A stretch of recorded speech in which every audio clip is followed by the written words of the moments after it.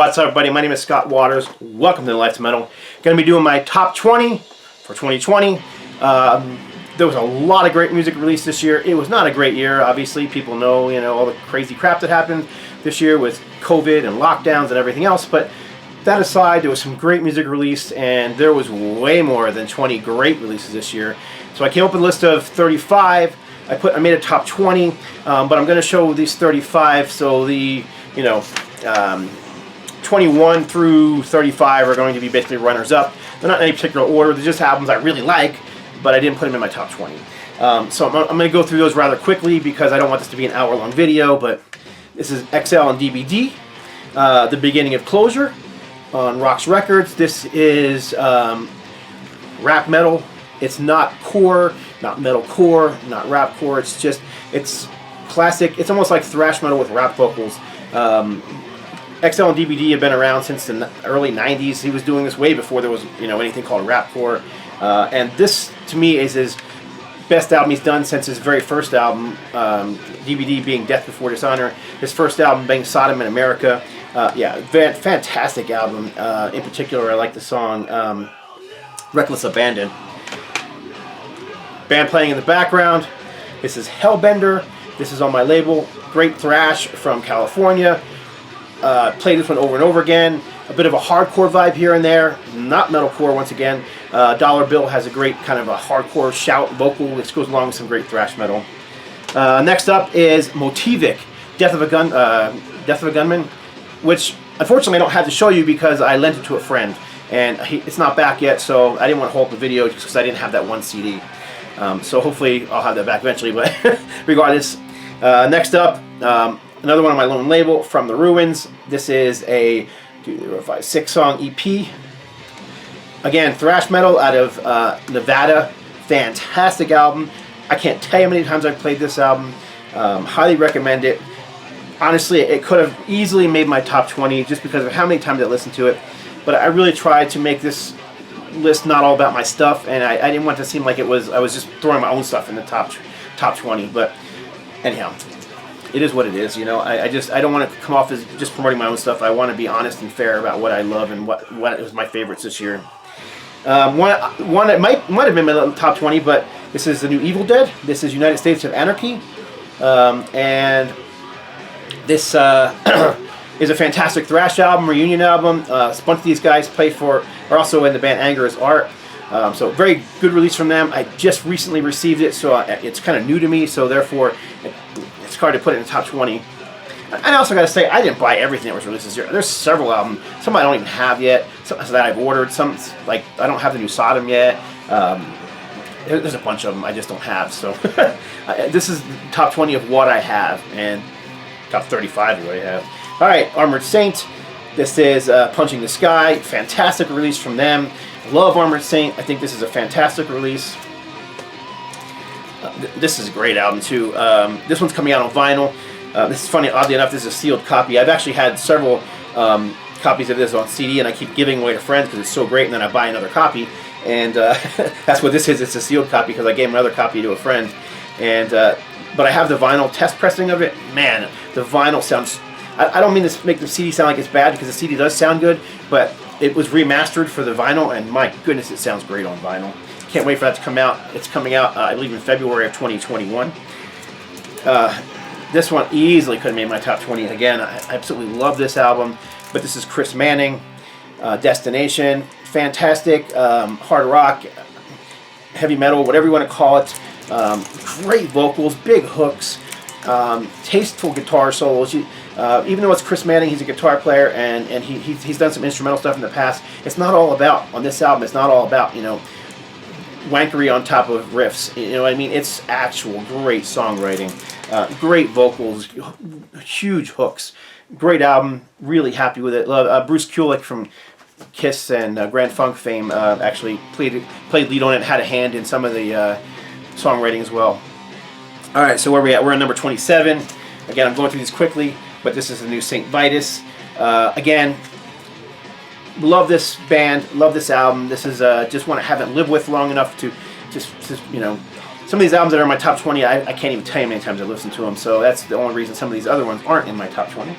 But yeah, this is the latest album from traditional doom band St. Vitus. Great album. Really, really enjoyed this one, and highly recommend it if you're into that traditional doom style. It's hard to believe some of these aren't in my top 20 because I like them so much. Blue Öyster Cult. This is their most recent album. Yeah, I think this is a really good album from them. I was kind of expecting, I don't know, some of these 70s bands, you know, they seem to come back and they kind of play standard fare rock, or they play blues, you know, standard fare blues rock. This is a good Blue Öyster Cult record. This sounds like what you would want to hear from Blue Öyster Cult. Really happy with it. Great album. Again, didn't quite make my top 20, but still a fantastic release. Same thing with this one, Freeways. Throwback sound for a newer band, kind of a mixture of, to me it has kind of a Thin Lizzy meets UFO vibe to it. You can definitely tell they're influenced by it. Yeah, I mean, obviously it's got a very 70s looking cover. The cover actually is not my favorite thing about the album. The music is fantastic though. So yeah, Freeways, kind of a 70s heavy metal throwback. Kind of part of the whole new wave of traditional heavy metal crowd. Excuse me. Let's see, we're on number. I did make a list this time, so I didn't mess it up. This is number 24. This is Saint. This is their most recent album. Yeah, really strong album from them. This is the Calf, new singer. Doesn't have, you know, the thing about it, you know, Saint is they kind of have, Richard Lynch is their bass player, their songwriter, but Josh Kramer is always kind of their charismatic vocalist, you know. It's kind of like Priest with Halford, or Steven Tyler with Aerosmith. You know, it just seems like they go together, and without him it's different. Well, that's the same thing here. It is a great album, but it has a different singer, so it doesn't quite sound like classic Saint, but it's still a really, really strong, straightforward, traditional heavy metal album that I really enjoyed this year. A lot of thrash metal released this year. You're going to see a lot of it in my top 20. Great album from this band. This is the new Heathen. This is Empire of the Blind. I've seen mixed reviews on it. I've seen people who love it. I've seen people who hate it. To me, it's got kind of a bit of a power metal vibe at times as opposed to a thrash vibe, but I still really enjoyed it. I mean, it's great production, great songwriting. It's just, if you enjoy traditional metal, if you enjoy thrash metal, I don't understand why anybody wouldn't enjoy that new Heathens record, but whatever. We are on number 22, so we're almost to the top 20. AC/DC, Power Up. To me, this is one of the best AC/DC albums in a long time. Really, really enjoying it.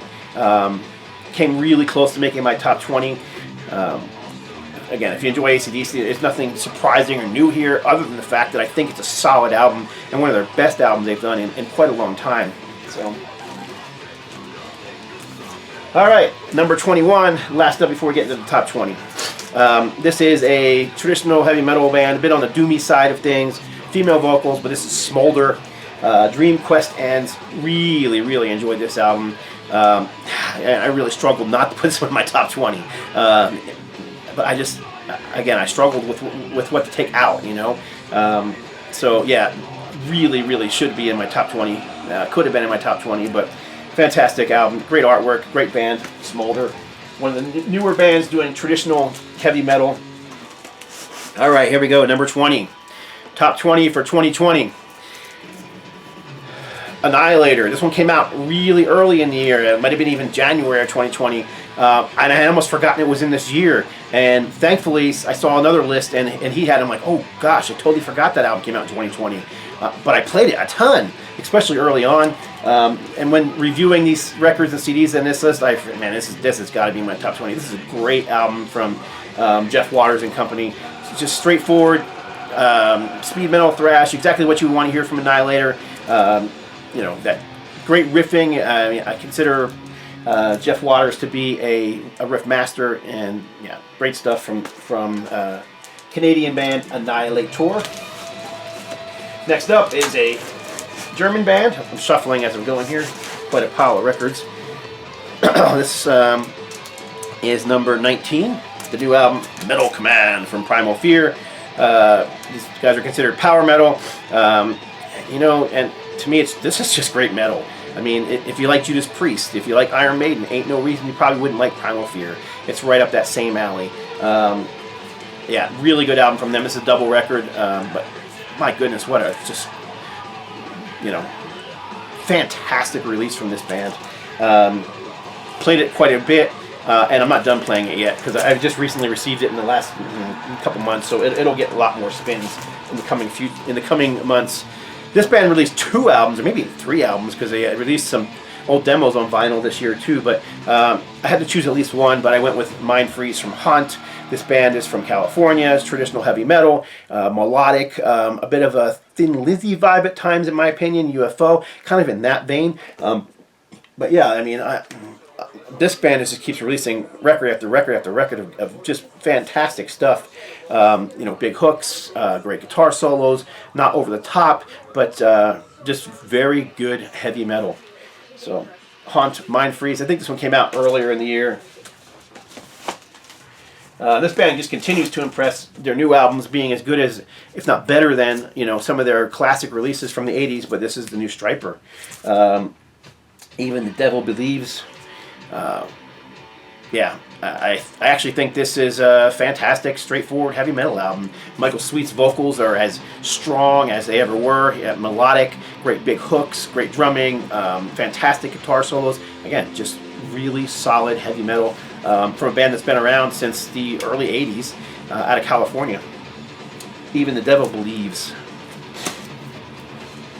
Yeah, this one. This is one I debated between this one or... I couldn't decide if I want to put this one in or AC/DC. But I went with Deep Purple. And honestly, this one's kind of new. I just got this one at Christmas. But man, I'm really enjoying this album. I really think this is a solid release from Deep Purple. Swoosh. Yeah, it's not heavy metal. It's just hard rock. I've read some reviews that says, you know, it's a throwback to '74 without sounding dated.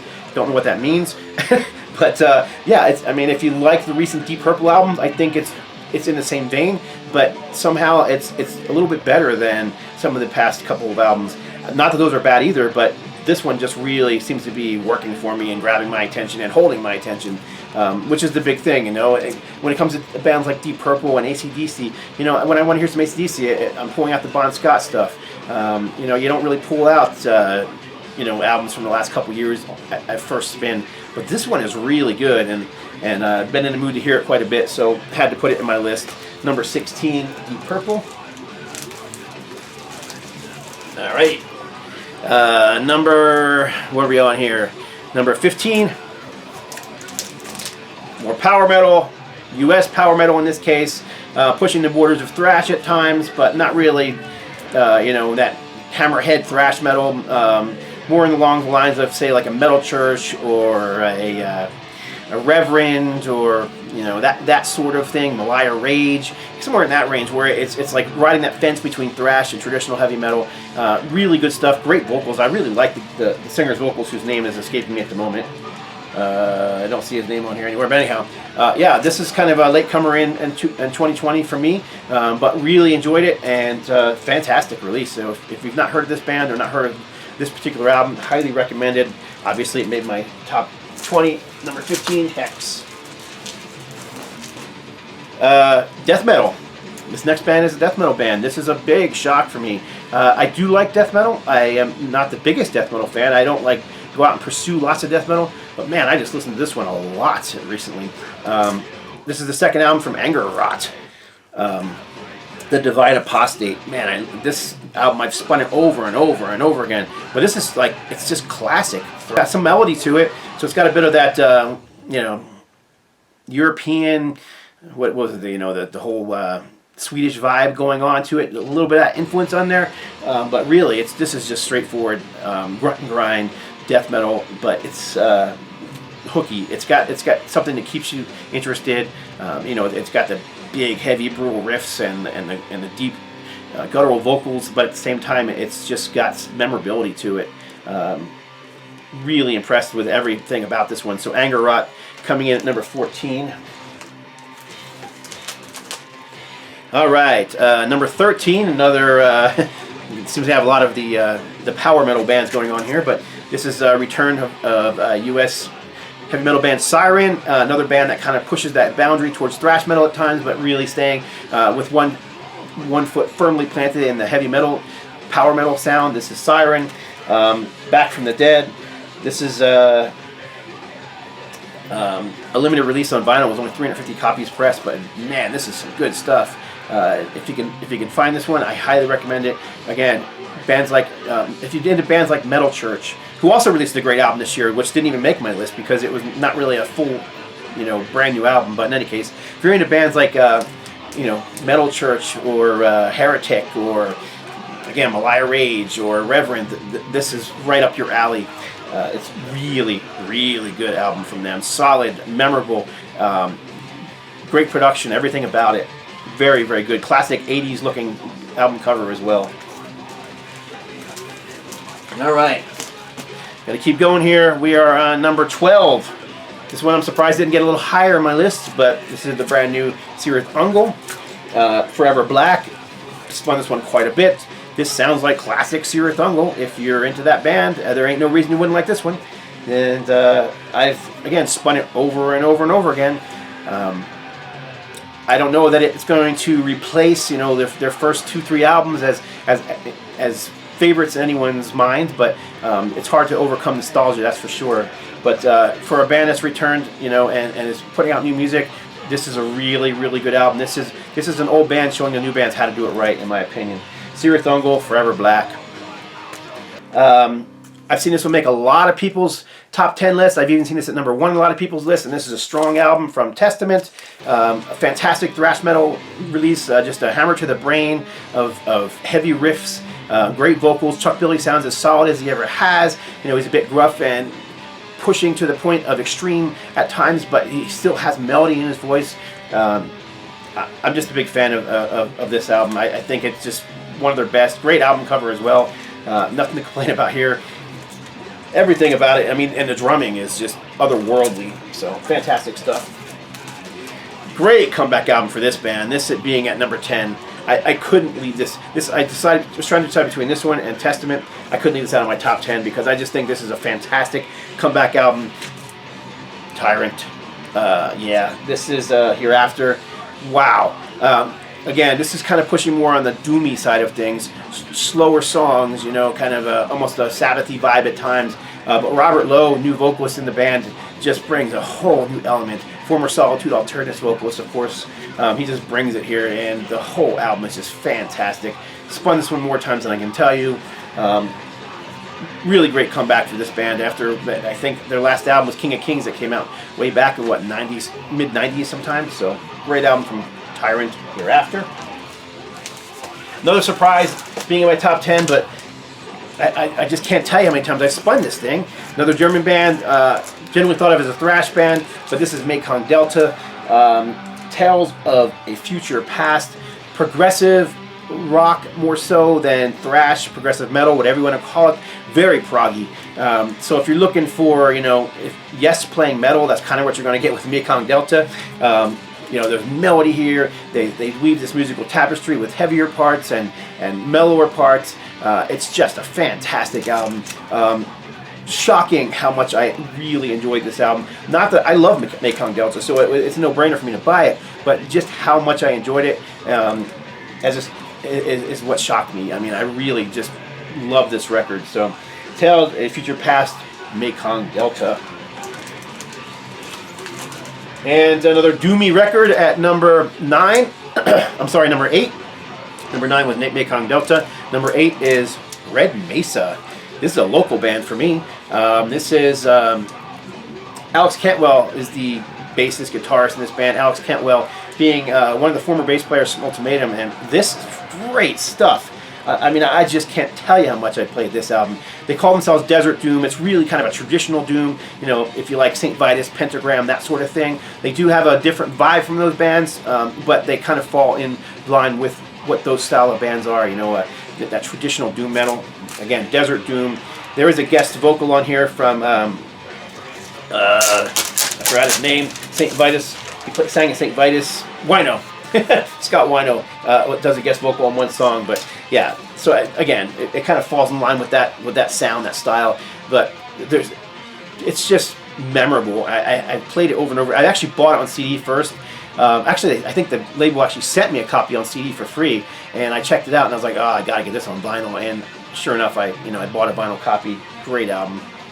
This band never seems to disappoint me. Out of Colorado, thrash band Havok. This is what, their 5th album? Yeah, well, of course it's called 5 or V. Yeah, again, Hammerhead thrash metal. These guys are a newer band. You know, how new can they be when they got 5 albums out? But they just continue to do great thrash metal. And if you're into that traditional sounding thrash metal, you know, influenced by the likes of Slayer and Sepultura and even early Metallica and, you know, Exodus and that sort of thing, this album is right up your alley, right up my alley. I've listened to it more times than I can tell you. Weird album cover, great music. Havok.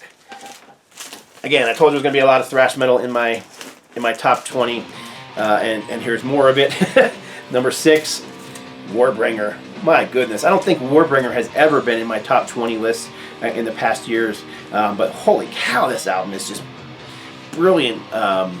You know, machine gun riffing where it just, I don't know, man. It's one of those albums that when I put it on, I almost want to just get up and mosh around the room.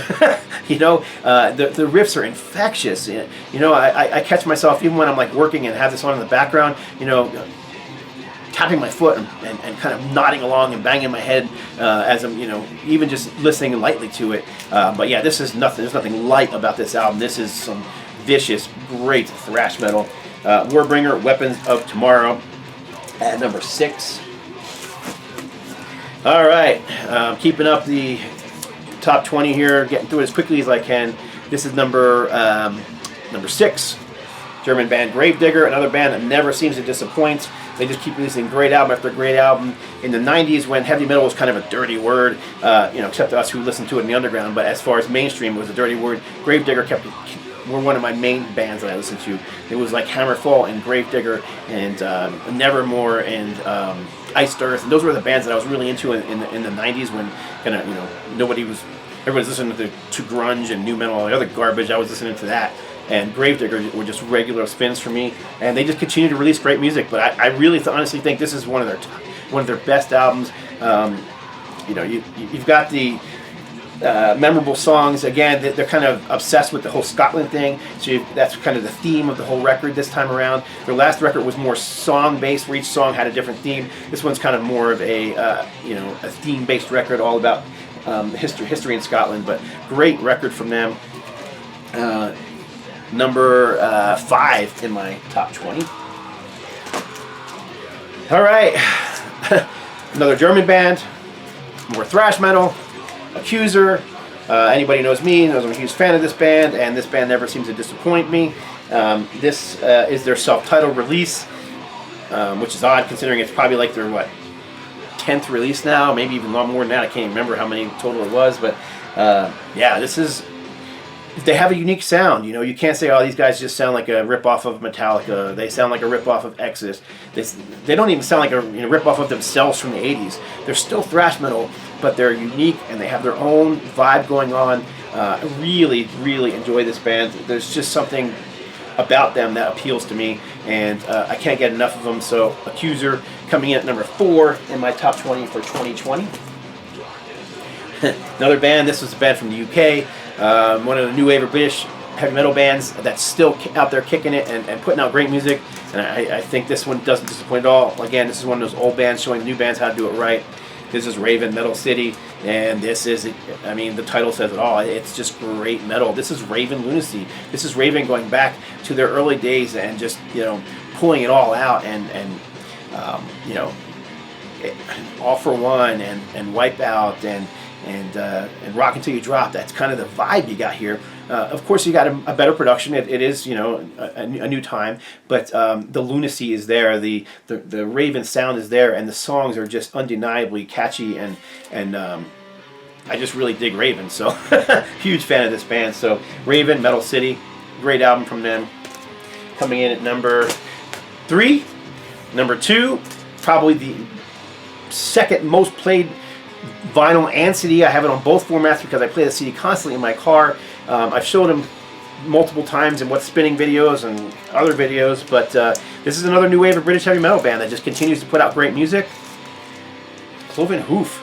This is Age of Steel. Now, this to me it doesn't sound like, you know, the old, you know, 80s sound. This is more of an updated power metal sound. Never really pushing towards thrash. Both feet firmly planted in traditional heavy metal. But man, what great hooks. Vocals are just fantastic. To me, George Call is one of the best modern vocalists out there. I mean, he's one of those guys who, to me, you know, hangs right along with guys like James Rivera and even...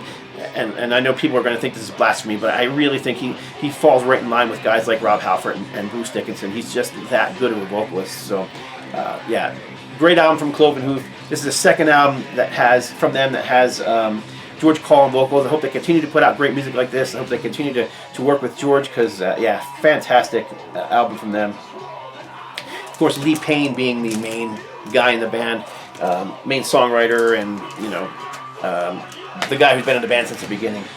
And number one for me, some people may think this is, you know, self-promotion, but this album, I mean, just dominated my CD player, my turntable this year.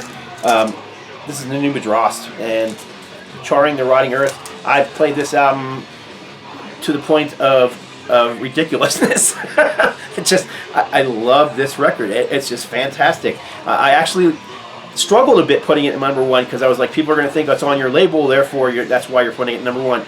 Honestly, it really isn't. I talked to a good friend of mine who also does VC videos and kind of told him how I was feeling about, you know, putting it number one. He's like, dude, he goes, there's nothing wrong with that. And I'm like, yep, you know what, you're right. It is a great record. It is one I've spun so much. I can't even tell you how much I've spun it. It is my favorite of the year, and I've seen it. The thing is, I've seen this on many other people's lists too, especially those who are heavily into underground thrash metal. I've seen this on several lists from people, so really a great record. Tanner Poppet, who is the guitarist and vocalist of this band, should be proud of this release. This is just something fantastic. Charring the Rotting Earth from Madrost, coming in at number one for top 20 albums of 2020 on the No Life to Metal list. So there you go. I crammed a whole lot of music in as quickly as I could. So I kept it under 30 minutes, surprisingly. So that's it. Appreciate y'all watching. Hopefully 2021 will be another great year for music and a better year for everything else. That's it. Appreciate y'all watching. Look forward to your comments below. God bless. Stay strong.